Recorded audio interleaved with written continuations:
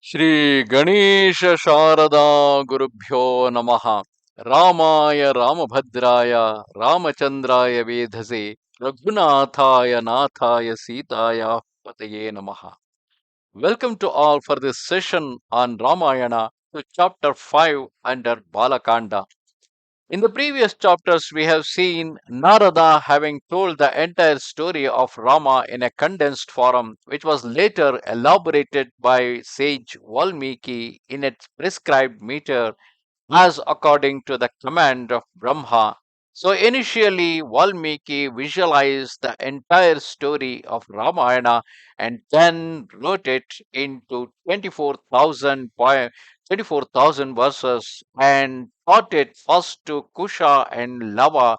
They are the offspring, they are the children, twin children of Rama and Sita, and they sang the same story in front of Rama.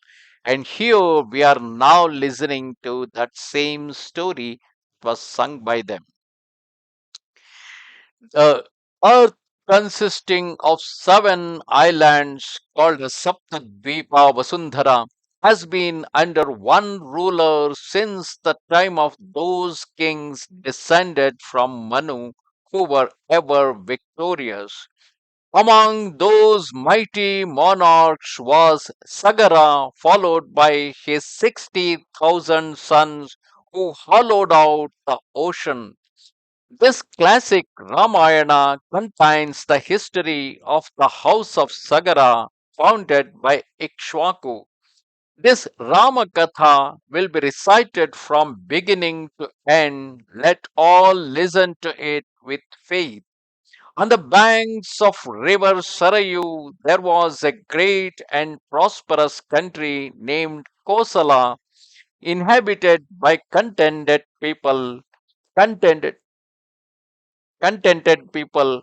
In it was the city of Ayodhya, famous in the three worlds, founded by the renowned Manu, a lord among men. The city's thoroughfares extended for 60 miles.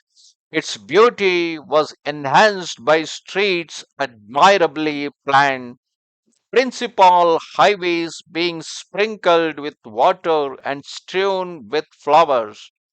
King Dasharatha protected the city Maghavan, as Maghavan or the Indra protects Amaravati. He dwelt there in splendor as Indra in heaven. The city had beautiful and massive gates and charming markets. Its fortifications were planned by skillful engineers and artificers. There were bards, ballad singers, and public musicians in the city. Inhabitants were wealthy and had spacious houses with high arched porticos decorated with flags and banners. It was filled with extensive buildings and beautiful gardens and surrounded by mango groves, tall trees enhancing the outskirts of the city, giving it appearance of a beautiful girl wearing a girdle of greenery. The city was enclosed by strong fortifications and a deep moat which no enemy by any expedient whatsoever could penetrate. Countless elephants, horses, cattle, camels, and mules were to be seen in the city. Innumerable ambassadors and merchants dwelt there, and people from many lands traded peacefully within its walls. Ayodhya, like Indra's Amaravati, was resplendent with gilded palaces, the walls of which were set with precious stones, the domes resembling mountain peaks. Gem encrusted, sky kissing buildings could be seen throughout the royal capital. Dwelling houses, tall and fair, stood in well placed sites and resounded with delightful music. There were lovely dwellings occupied by men of noble birth, resembling the aerial chariots that carry those of pure life and spiritual perfection to heaven. The warriors living in that city were of those who do not slay a fleeing foe. They were skilled archers, able to pierce a target by sound alone. Many had slain tigers, lions, and wolves wandering near their homes, either in single combat or with different kinds of weapons. This great city, which harbored thousands of chieftains, was built by King Dasharatha.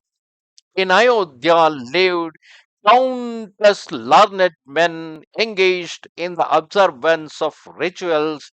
There were also artists and craftsmen, men deeply read in the Veda, and those endowed with every virtue, full of and wisdom, as well as thousands of seers and sages worshipped in the mystical science of yoga.